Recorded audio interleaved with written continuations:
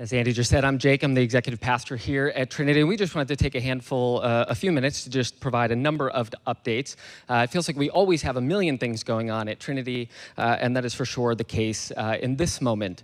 A number of months ago, we had announced that Christine Dorville, who's been with Trinity for a number of years, was transitioning into the role of community life pastor, and she has just been crushing it and doing such a great job. We've been so excited for Christine in this role as a pastor here at Trinity. In order to make that happen, we needed to have somebody else take on the financial responsibilities that Christine was doing. We went through a rigorous interview process, had over 50 candidates, and ended up landing with a company called Cheney and Associates and actually outsourcing our financial bookkeeping roles, and they've been phenomenal to work with. And really what has happened is they've taken our financial systems and we've gone from the Corolla to the Lamborghini. And I drive a Corolla, nothing wrong with the controller, but we have gone with a major upgrade. Every single system has been switched and changed over, from the way we're doing credit cards to expense reports to check requests to even our bookkeeping and financial software. And so it has been a huge process. Mike, our CFO, and Amy Bartram in our finance office have just done a phenomenal job, and we are just almost at that finish line of having everything fully integrated there. A number of you, also, if you have kids in student ministry, you would have seen this email a couple of weeks ago. But Kristen Olson, who's been one of our student ministry leaders here in Greenwich, shared with us that in September, she's going to be heading to Fuller Seminary to pursue a master's in marriage and family counseling. And so we are so proud of Kristen, absolutely. We should for sure applaud that. And we're so proud of her and excited for that next chapter in her life. But obviously, because of that, we are in the midst of now doing a search for a new student ministry pastor. We're very committed to the student ministries here at Trinity and having a youth pastor in each location.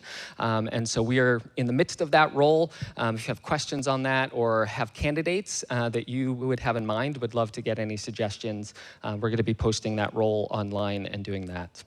As Andy has already insinuated here, we have moved our live stream to here. And so hello to everyone at home. That has been another massive undertaking. You saw the van parked out front. We were so blessed to have somebody give us some gifts in order to financially cover all of the transitioning that needed to bring live stream here.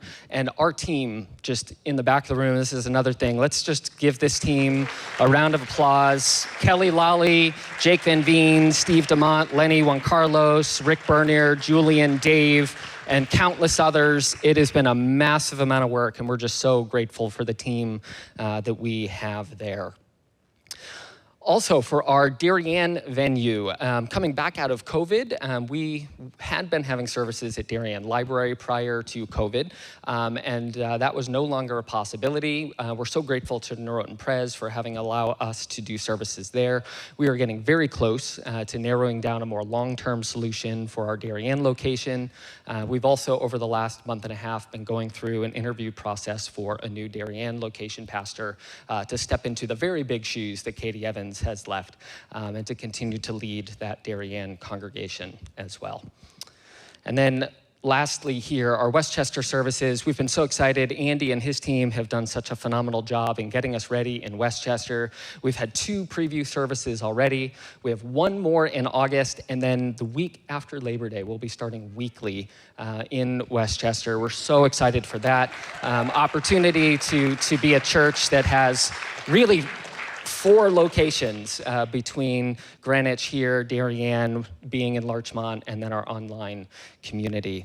The construction is underway. We have a picture here of what's happening. That whole building has been gutted. It's a 100-year-old building. Gil Oles, I think Gil is back there. Big, huge thank you to Gil and the immense amount of work he has done with getting this process together. And it's going well. We're hoping for a late 2021 opening. So please be praying for that process. Some things have slowed down just with COVID and building supplies and all of that. And then lastly, just to give a financial update on those efforts in Westchester. At this point, we've seen cost for construction rise a little bit again because of COVID. We're currently estimating it's going to be about $3.5 million to cover all of the expenses. And that's purchasing the building, renovating the building, and then covering some of the operating cost for for the first year in Westchester.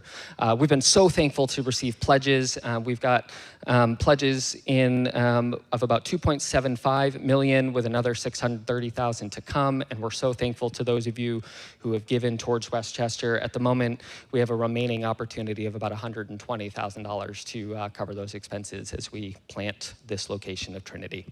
So as always, when we talk about giving, just a massive thank you. In the last 18 months, in times of so much uncertainty and question marks, we have been so blessed and so thankful for generosity, for giving and supporting the operations of Trinity, as well as investing in this new opportunity. If you would like to consider giving to Trinity, if you feel that God is at work and you want to invest in that, we would welcome you to give in any of the ways on the screen. Behind me, there's also an offering box that's on the table on the way out. So again, we're just so thankful. Please be praying with us over these next few months as we move towards Westchester and just these very integral moments in the life of our church. So thanks so much.